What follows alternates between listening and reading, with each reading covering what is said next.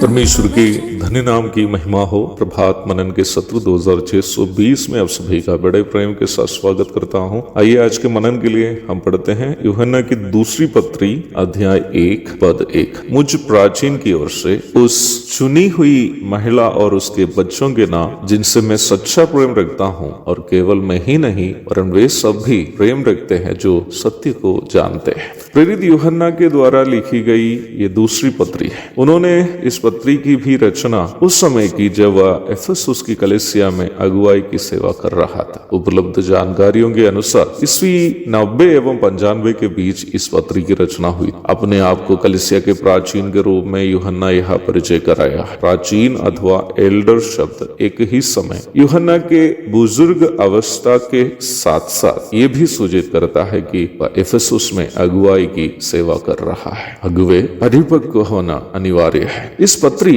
प्राथमिक रूप में कलीसिया की एक बहन और उनके बच्चों को संबोधित करते हुए लिखी गई है। परिवार कलीसिया और यीशु मसीह के बीच का पावन संबंध का एक प्रतीक होने के कारण इफिसी अध्याय 5 31-32 ये भी हो सकता है कि निम्न बहन और उनके बच्चों को संबोधित करने के द्वारा प्रेरित यूहन्ना कलीसिया से ही कुछ बातें याद दिला रहा। जो भी हो, इस बात पर कोई तर्क नहीं है कि इस पत्री में आलेखित बातें सभी मसीह विश्वासियों के लिए अनिवार्य बातें हैं। इफिसियों अध्याय 5 के 22 से 24 तक के भाग में परिवार में पत्नी की सेवगाई को कलीसिया की सेवगाई से तुलना करके समझाए हुए आप देख सकते हैं। परिवार में एक पत्नी या माँ की सेवा और कलीसिया की सेवगाई में कई समानताएं। परिवार में बच्चे को जन्म देना महिला की जिम्मेदारी है, वैसे ही कलीसिया की यह जिम्मेदारी है कि सुसमाचार प्रचार करने के द्वारा स्थानीय कलीसियाओं में नए विश्वासियों को जोड़ दिया जाए। गलातियों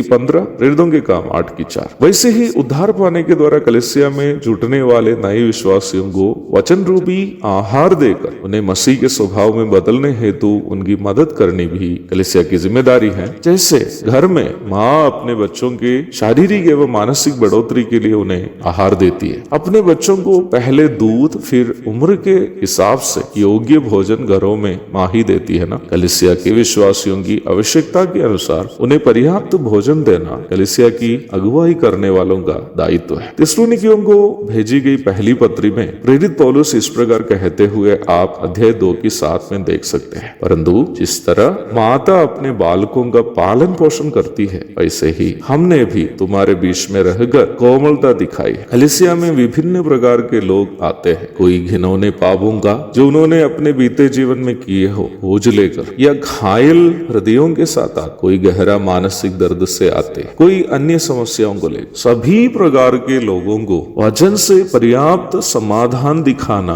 कलीसिया की जिम्मेदारी है। कोई ऐसे भी होंगे जिन्हें जीने के लिए भोजन या पहनने के लिए वस्त्र ना, उन्हें भी उनकी शारीरिक अनिवार्यताओं के लिए प्रदान करना कलीसिया की जिम्मेदारी है। याकूब अध्याय 2:15 और 16। इस प्रकार जैसे एक माँ अपने बच्चों की देखरेख अपने घर में करती है, वैसे ही स्थानीय कलीसियाएं उसके सदस्यों के लिए विशेषकर जो विश्वास में नए हैं करनी चाहिए। इसी प्रकार इस छोटी सी पत्री के द्वारा जो एक पेपरस की पट्टी पर समझ आती है, कलीसिया के लिए अनिवार्य कुछ बातें प्रेरित यूहन्ना समझा रहा है। प्रभु की इच्छा हुई तो आने वाले दिनों में हम इस पत्री से अधिक बातें सीखने की कोशिश करेंगे। तब तक के लिए आपसे विदा हो जाता हूँ। प्रभु आप सबको आशीष दे। आमीन।